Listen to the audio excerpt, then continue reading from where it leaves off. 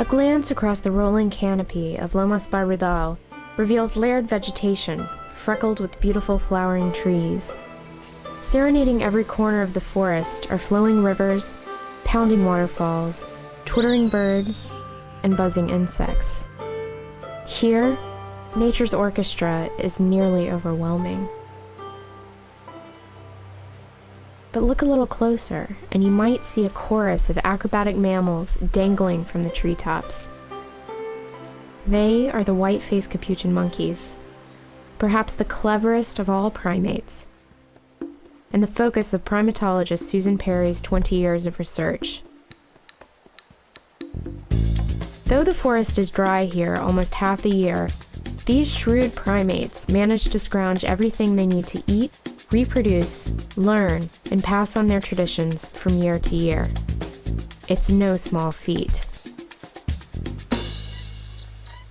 For hundreds of years, capuchin monkeys have captivated the public with their curiosity, agility, and cunning. But their immense intelligence and trainability has made them best known as performers and pets. And though they shine in these roles, they are not nearly as fascinating in captivity as they are in their native forests of Central and South America. Every year, students from all over the world come to Lomas to learn about the monkeys and their complex societies. What they've learned is that every monkey is an active agent in an intricate and constantly shifting social matrix of hundreds of monkeys. This is especially clear in Abby's group, a community of monkeys that Perry first encountered 2 decades ago.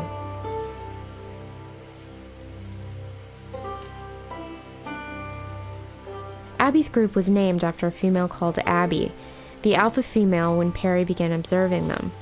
Now Abby's title has been passed down to her oldest daughter, Diablita. Today, Diablita is over 23 years old. She's the oldest monkey in the group. She's easily recognizable with her dark, fluffy brow, cracked lips, and soft, pale eyes. She almost looks as if she's wearing white eyeshadow. As alpha female of Abby's group, Diablita has a lot of responsibilities and an entire group's drama to occupy her time. But with that comes a great amount of loyalty and respect from all members of the group. When they wander upon a fruiting tree, she and her family get the best feeding spots. When conflict arises, she always has loyal allies to back her up. And when it's time to rest, she often has other females around to groom and clean her fur. Of course, like any good alpha female, she often returns the favor. Being alpha female can be very stressful. Other females covet her power and anxiously await an opportunity to take it from her. To keep her position, Diablita must always work to maintain the loyalty of her allies and keep close tabs on her competition. Right now, the biggest threat to her power is her sister, Vandal. Like Diablita, Vandal also has a dark fluffy brow, but she has a large, distinct scar on her bottom lip. 6 years ago, Vandal overthrew Diablita and became alpha female of Abby's group. However, Diablita strengthened her allies and took back authority 2 years ago, and has since kept firm control over the group with the help of her daughter and closest ally, Dali. Dali has very few distinguishing marks. She lacks the fluffy brow that the older females in the group have, and she has very few marks or scars on her face. When Dali was younger, many researchers described her as a spoiled princess. Even after her first child, Picasso, was born, she still seemed like an immature and inexperienced mother. However, in the past 2 years, Dali has grown into a very active and strong member of the group. Here she is with her mother, both carrying their newborn babies on their backs.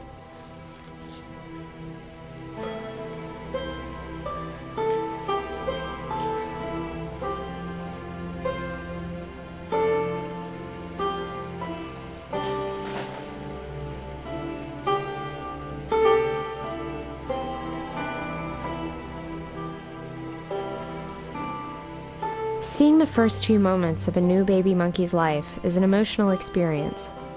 All the other monkeys in the group, especially the other babies and juveniles, seem very curious about the new addition. It must be very tiring for the mother at that time. Dali, however, immediately took to her motherly duties. Being so small, the baby is extremely vulnerable and dependent on the care of its mother, but the infant must learn fast if it wants to survive. That's what makes watching a baby capuchin so exciting. They're so curious and have so much to learn about the forest and their fellow monkeys. They must learn what's good to eat and how to eat it, which animals are dangerous and which are harmless, who are their friends and who are not. They're always watching other members and experimenting for themselves. And, of course, while learning, they like to have fun every chance they get.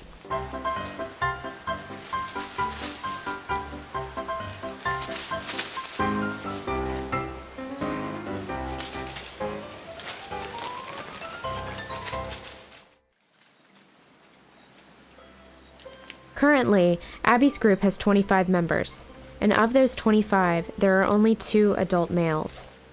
Naturally, it's easy to focus on the females. Female capuchins stay in one troop their entire lives. Strong relationships among females can last for decades. Male capuchins leave their birth troop during adolescence to seek their own prosperity. They often embark in this adventure with 1 or 2 other young males.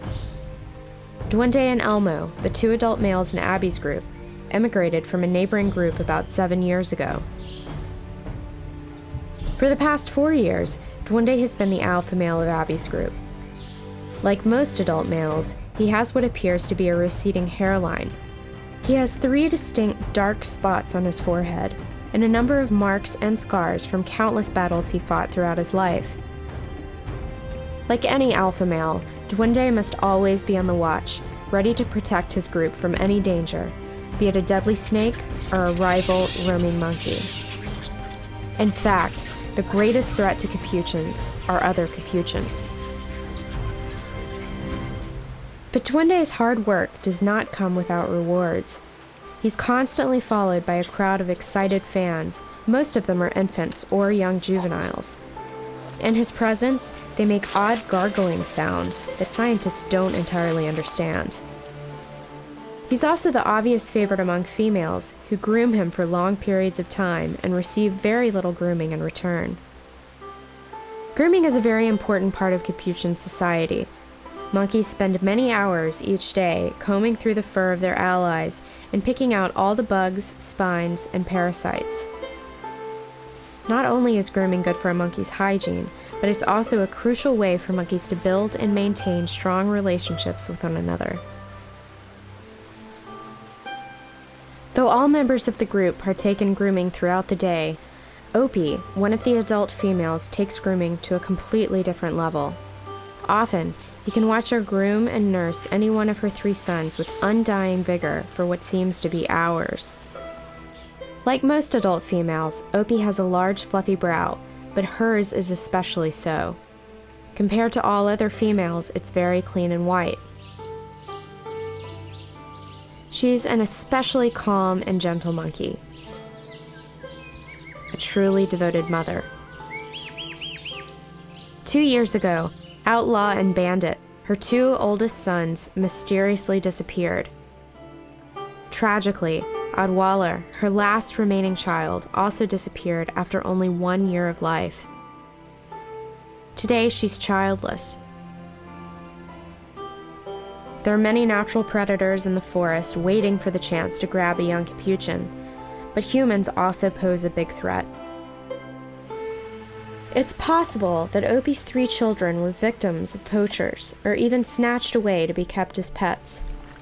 Both activities, along with deforestation and pollution, pose a terrible threat to the well-being of Abby's group and all the other monkey groups living within Lomas Barbudal. There are literally hundreds of monkeys living in Lomas, each one with its own unique story and family history. There are many things about the forest, our environment, and our own history that we can learn from them.